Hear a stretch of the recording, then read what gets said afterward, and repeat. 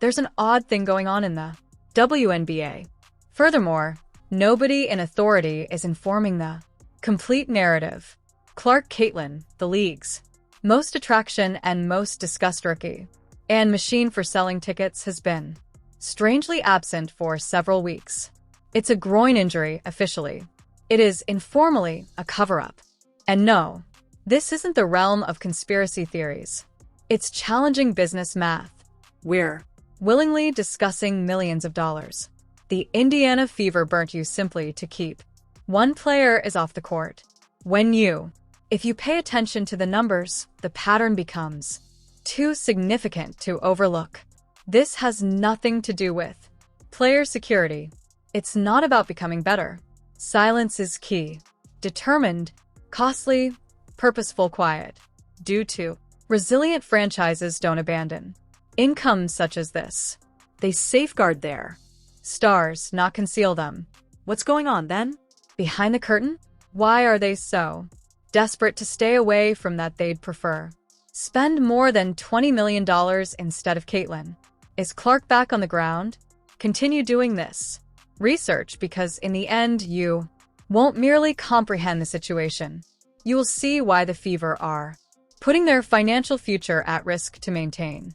Clark is not visible, and when you've seen it, it is unavoidable.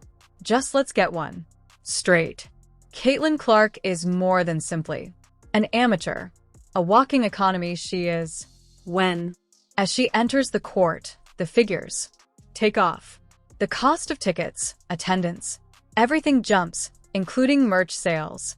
However, the system breaks down the moment she leaves her Indiana Fever ticket prior to her injury.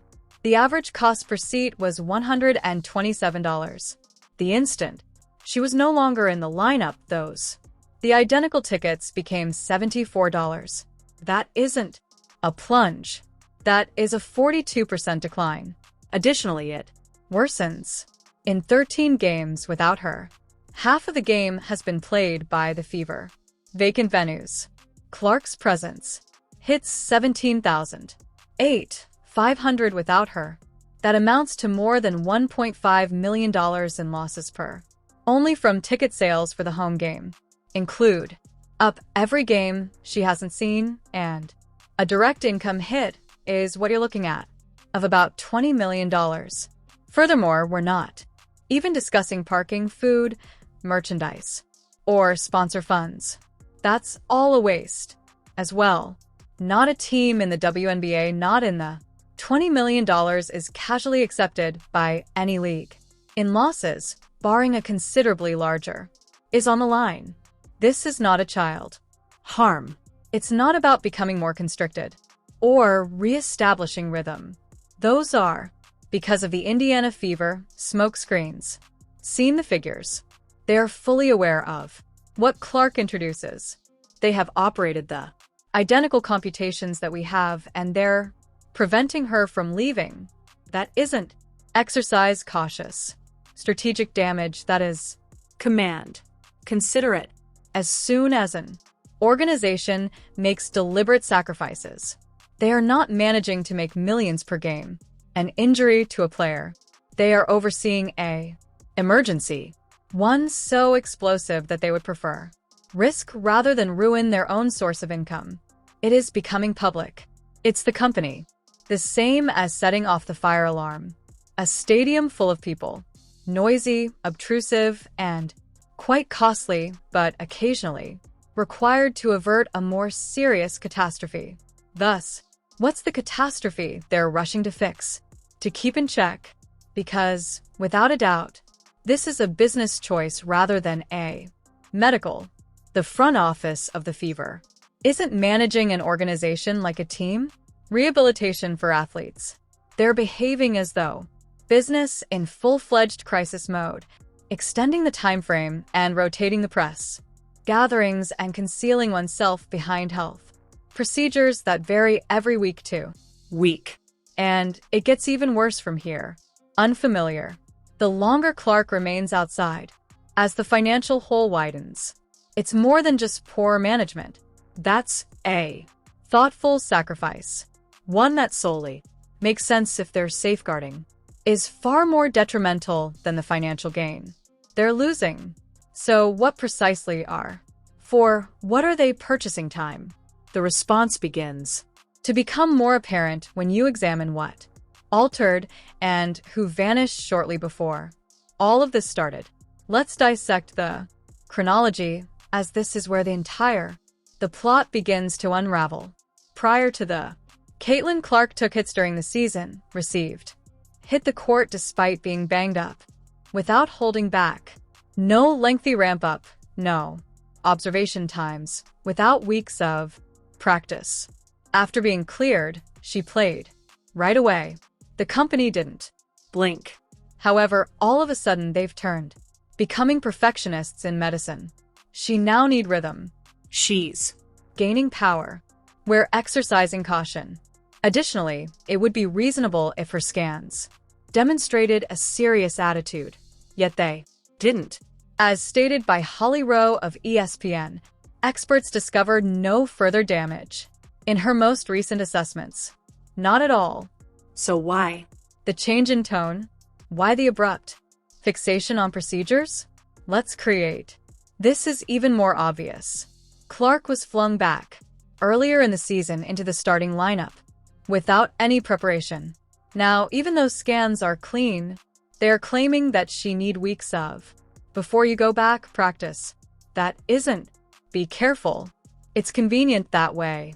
Additionally, the even more suspect is the timing. Immediately after the matter involving Dana Bonner blew up backstage. We'll discuss that soon. The tone of the fever changed. Healthcare. PR statements were created from updates. Straight answers vanished. All of a sudden, every injury update was ambiguous and excessively shiny and somehow protective. If this was primarily concerned with health, the reasoning would maintain consistency. However, it isn't. It's reactive, fragmented, and packed with inconsistencies. In a week, she's making good progress. The following few weeks, away. Additionally, although she's accompanying the group, sitting on the bench, grinning for the cameras, it's not a timeline of injuries. There is a hold-up strategy. The strategy you employ when your star player shouldn't be anywhere close to a headline, a microphone, or a dispute. And that leads us to the single individual whose words are meticulously crafted and cautiously evading reality. When the coach no longer sounds like a coach and begins to sound like a business, you know something's wrong, representative. And that's precisely what's taking place with White. Stephanie, return and pay attention to her press conferences. It's not only, it's how she says it, not what she says. It sentences with fragments and evasive language, a continual reliance on ambiguous expressions such as "we're keeping things," either navigating the situation or internally. That isn't transparent medicine. That's control of messages. The problem is this. While Clark was addressing minor concerns, White had been direct earlier in the season. She's all right. She's prepared. She's having fun. Over-explaining and extraneous details were absent. Layers of business jargon, simply direct coaching communication. Now, each sentence seems to have been PR polished and legal reviewed. Updates are no longer sent to you. You receive control of damage. Additionally, each time White presses the reporter for details, becomes more taut. Body language changes. The tone becomes defensive. It's not. It's containment, confidence. Let's make a call. It is what it is. She is not causing harm. Reports. She is in charge of her image. She's not providing sideline coaching. She's running interference for her front office under a state of emergency. And the evidence? Just have a look at her past handling. Injuries as opposed to the present. Previously, 0. Practice without reluctance. Just have fun.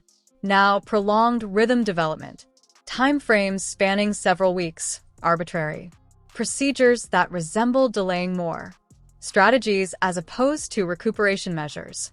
Even she, most recent remarks toward enlarging the footprint and incorporating rhythm between games. Even so, what does that mean? It's corporate speak that doesn't convey anything, but it sounds like something. That's not how you discuss a player's rehabilitation. That's the way you speak when attempting to say anything but the truth. Due to the truth may have a direct connection to something significantly larger and more harmful than anybody in that changing area wishes to acknowledge. Additionally, the further you go, the more this points to a single thing they're too scared to discuss. This is where the narrative abruptly shifts from odd to explosive. Because simply, prior to Caitlin Clark being removed from the spotlight, another incident that should have made news but hardly did. Dana Bonner, an experienced and esteemed existence in the changing area and one of the most seasoned athletes on the roster for the Indiana Fever. She quit the squad suddenly after 9 games in the season, stating private motives. No warmth, no send-off, no press tour, just gone. After just 2 weeks, she joins the Phoenix Mercury. Now, this is the section that adds more than a simple player switch. Her departure occurred immediately after Caitlin Clark's injury. Timeline started. And you know what game? The Fever was keen to stay away from any headlines in the area? Yes, Phoenix Mercury. Bonner's new squad, the retaliation game. The Storm was ideal for drama. She is facing a returning veteran. Media, the old team, and supporters clamoring for explanations. All eyes are on Clark as they circle. There would have been tremendous pressure, and the inquiries are inevitable. What, then, did the Fever accomplish? They created a business computation. Avoid taking the chance of firestorm. Keep Clark from taking the court. Keep reporters away from her. Don't allow anyone to inquire about went down in that locker room, honestly. Keep her benched instead. Consider the $2 million hit. Take charge of the story. Stay away from the headlines. Because whatever compelled Bonner to do, sent her out in the middle of the season. Running to a different franchise was such severe that the Fever were willing to give up everything in order to prevent putting it back in the public eye. And